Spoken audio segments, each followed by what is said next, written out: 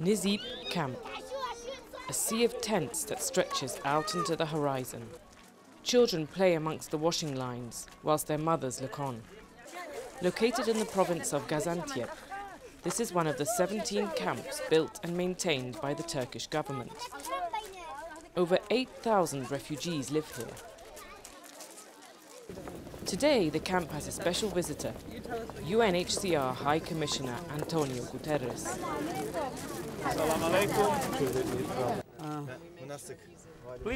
He sat with Syrian families, listening to their stories of flight. Raida walked 2 days to reach the Turkish border. She lives in this tent with her 6 sons.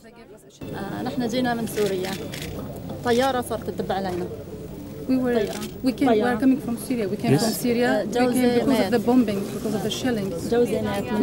My husband died in the shelling. I lost my husband. It's a very big tragedy. Last week, we have registered more than 1 million people that fled the country.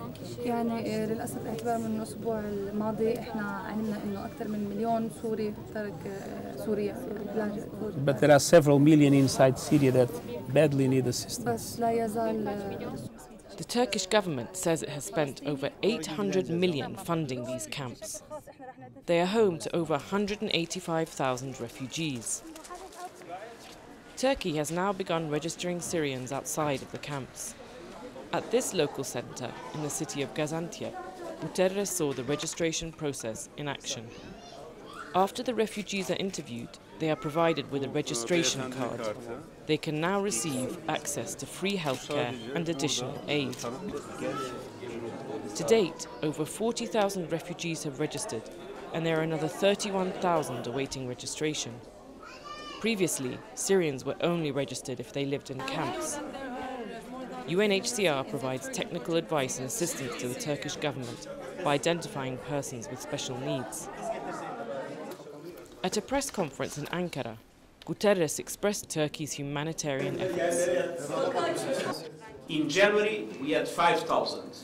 In February, we had 8,000. So this shows you the staggering escalation that we are witnessing. Now, if this escalation goes on, we will have, and nothing happens to solve the problem, we might have, in the end of the year, a much larger number of refugees, 2 or 3 times the present level. He also called on all those with political responsibilities to find a solution, warning that the conflict could spill over into neighbouring countries. UNHCR is a strictly humanitarian agency.